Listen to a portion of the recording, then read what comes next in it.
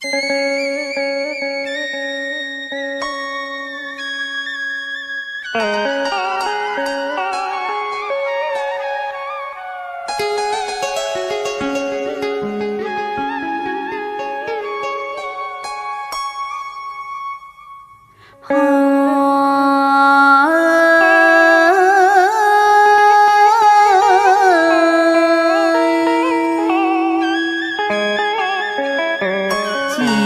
chiều chim dứt kêu chiều, bâng khuâng nhớ bạn,